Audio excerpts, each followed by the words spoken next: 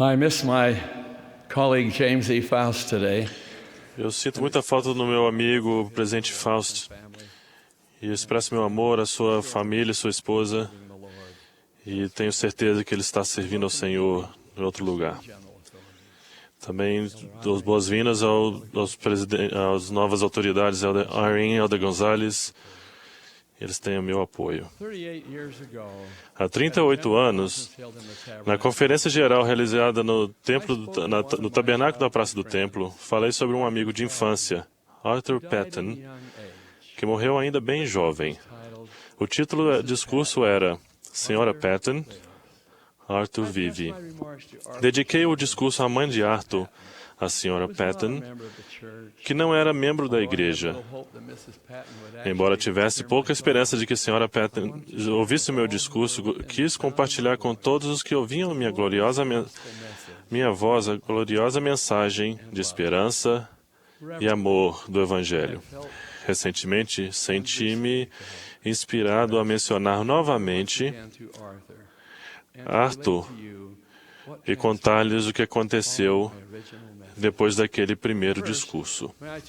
Para começar, gostaria de contar algo sobre o Arthur. Ele tinha cabelos loiros e caracolados e um sorriso imenso. Era mais alto que todos os meninos de sua turma. Acho que foi por isso que em 1940, quando o grande conflito que se transformaria na Segunda Guerra Mundial estava assolando grande parte da Europa, Arthur conseguiu enganar os oficiais de recrutamento e alistar-se na Marinha com apenas 15 anos de idade. Para Arthur e a maioria dos rapazes, a guerra era uma grande aventura. Lembro-me de quando ele ficou garboso com o seu uniforme da Marinha. Como desejamos ser mais velhos ou mais altos para poder alistar-nos também? A juventude é uma época especial da vida. Como o poeta Longfellow escreveu, quão bela a juventude, quão brilhante e radiante, com suas ilusões, aspirações, sonhos. Livro de princípios, história sem fim. Cada jovem, uma heroína, cada homem, um amigo. A mãe do Arthur tinha um orgulho da estrela azul que adornava a janela de sua casa de estar, a sua sala de estar. A estrela indicava que todos que passavam, indicava que o seu filho vestia o uniforme do seu país. Quando passávamos pela casa, costumava abrir a porta e convidar para ela ler a última carta recebida do Arthur. Seus olhos se enchiam de lágrimas e ela me pedia que lesse em voz alta. Arthur significava tudo para sua mãe viúva. Ainda consigo visualizar as mãos calejadas da Sra. Patton quando ela guardava cuidadosamente a carta no envelope. Eram mãos de uma mulher trabalhadora. A Sra. Patton trabalhava na limpeza de um prédio de escritórios no centro da cidade. Todos os dias, exceto os domingos, nós a víamos caminhando pela calçada, levando um balde e um escovão, com cabelos grisalhos presos em um rabo de cavalo, os ombros cansados de tanto trabalhar e curvados pela idade. Em março de 1944, no auge da guerra, Arthur foi transferido do contra-torpedeiro USS Dorsey para o porta-aviões USS White Plains. Quando estava em Saipan, no sul do Pacífico, o navio foi atacado. Arthur foi um dos tripulantes que perdeu a vida no mar. A estrela azul foi tirada do seu lugar de destaque na janela de frente da casa da família Patton, sendo substituída por uma estrela de ouro, indicando que a pessoa que tivera a estrela azul havia morrido em combate. Uma luz se apagou na vida de Sra. Patton. Ela ficou a tatear na mais densa escuridão e profundo desespero. Em espírito de oração, aproximei-me da entrada da casa da família Patton, pensando em quais palavras de consolo poderiam ser proferidas de um simples menino. A porta se abriu e a Sra. Patton abraçou-me como se eu fosse seu próprio filho. A casa dela tornou-se uma capela quando aquela mãe angustiada e um menino sem jeito se ajoelharam em oração. Ao erguer-nos, a Sra. Patton fitou nossos olhos e disse, Tommy, não pertenço a nenhuma igreja, mas você sim. Diga-me, Arthur voltará a viver? Da melhor maneira que pude, testifiquei a ela que Arthur realmente voltaria a viver.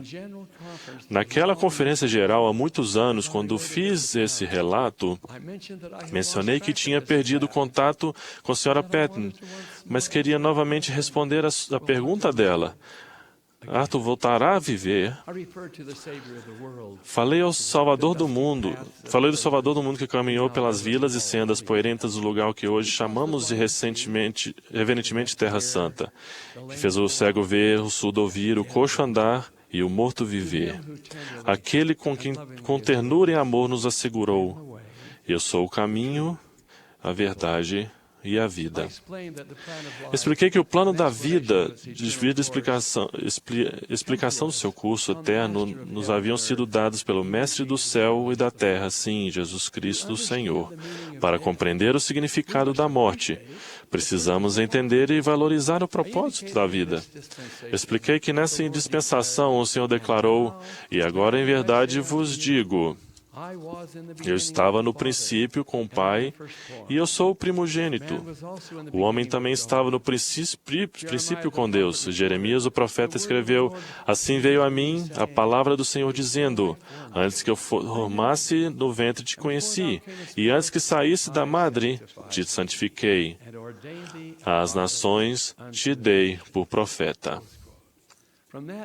Saindo do majestoso mundo dos espíritos, entrando no grande palco da vida para provarmos obedientes a tudo que Deus nos ordenasse, durante a mortalidade, passamos de bebês desamparados para crianças questionadoras e então adultos ponderados. Sentimos alegria e tristeza, realização e desilusão, sucesso e fracasso. Experimentamos o doce, mas provamos o amargo. Isso é a mortalidade. Então, cada um de nós chega à experiência conhecida como morte. Ninguém está isento. Todos precisamos passar por esse portal. Para a maioria, há algo de sinistro e misterioso nesse visitante malquisto chamado morte. Talvez seja o medo do desconhecido que nos faça temer a sua chegada. Arthur Patton morreu rapidamente. Para os outros, a morte é lenta. Sabemos por meio da palavra revelada de Deus que o espírito de todos os homens, logo que deixa este corpo mortal, é levado de volta para aquele Deus que lhes deu vida. Assegurei à Sra. Patton e a todos os outros que me ouviam que Deus nunca os abandonaria. Ele tinha enviado seu Filho unigênito ao mundo para ensinar-nos pelo exemplo de sua vida. Seu Filho morreu na cruz para redimir toda a humanidade. Suas palavras à angustiada Marta e seus discípulos de hoje nos proporcionam consolo. Eu sou a ressurreição e a vida. Quem crê em mim, ainda que esteja morto, viverá. E todo aquele que vive e crê em mim nunca morrerá. Na casa do meu Pai há muitas moradas, e se não fosse assim, eu vos teria dito: vou preparar-vos lugar. Virei outra vez, e vos levarei para mim mesmo, para que onde eu estiver, estejais vós também. Reitero o testemunho de João, o revelador, e de Paulo, o apóstolo. João reescreveu: eu vi os mortos, grandes e pequenos, que estavam diante de Deus, e deu o mar os mortos que nele havia. Paulo declarou: assim como todos morrem em Adão, assim também todos serão vivificados em Cristo. Expliquei que até que chegue a manhã da gloriosa ressurreição, caminhamos por fé. Porque agora vemos por espelho em enigma, mas então veremos face a face. Reassegurei à Sra. Patton que Jesus a convidaria, bem como a todos os outros: vinde a mim, todos que estão cansados e oprimidos, e eu vos aliviarei. Tomai sobre vós o meu jugo, e aprendei de mim, que eu sou manso e humilde de coração, e encontrareis descanso para as vossas almas. Como parte da minha mensagem, expliquei à Sra. Patton que esse conhecimento lhe daria alento em sua tristeza, que ela nunca estaria na trágica situação do descrente, que ao perder um filho, teria que dizer, ao ver o caixão ser baixado à mãe terra, adeus, meu filho. Adeus para sempre. Em vez disso, com a cabeça erguida, coragem destemida e fé inabalável, ela poderia erguer os olhos, fitando para além das ondas que mansamente quebravam no sul do Pacífico e sussurrar: adeus, Arthur, meu filho querido. Adeus, até que nos encontremos novamente. Citei a palavra de Tennyson como tivesse sido proferidos por seu filho. O pôr do sol e a estrela vésper, em claro chamado para mim, e não haja lamentos a barreira ao passar e partir para o mar, e o crepúsculo e o sino vespertino, e depois disso escuridão, mas que não haja tristeza na despedida, quando eu embarcar dessa vida. Pois, embora de nossa esfera de tempo e espaço a correnteza possa para longe me carregar, eu espero ver meu mestre face a face, quando eu cruzar a barreira. Ao concluir minha mensagem há tantos anos, expressei para a Sra. Patton a minha certeza pessoal como testemunho especial de que Deus, nosso Pai, estava ciente dela, de que por meio de sincera oração ela podia comunicar-se com Ele. Disse que Ele também tivera um filho que morreu. Sim, Jesus Cristo, Senhor. Disse que Ele é o nosso advogado perante o Pai, o Príncipe da Paz, nosso Salvador e Divino Redentor, e que um dia o veremos face a face. Desejei que a minha mensagem, Sra. Patton, chegasse aos ouvidos dela e tocasse o coração de outros que perderam um ente querido. E agora, meus irmãos e irmãs, quero contar-lhes o restante desta história. Fiz meu discurso na conferência de 6 de abril de 1969. Não tinha muita esperança de que a Sra. Patton realmente ouvisse a mensagem. Não tinha motivo para achar que ela não ouviria a conferência geral. Como mencionei, ela não era membro da igreja. Então, fiquei sabendo que algo semelhante a um milagre havia acontecido. Não tendo ideia de que ela estaria falando que eu estaria falando na conferência, de quais assuntos seriam abordados, os vizinhos súditos de Sra. Teresa Patton, na Califórnia, para onde ela havia se mudado, convidaram-na para ouvir uma sessão da conferência na casa deles. Ela aceitou o convite e, por isso, estava ouvindo a sessão em que me dirigi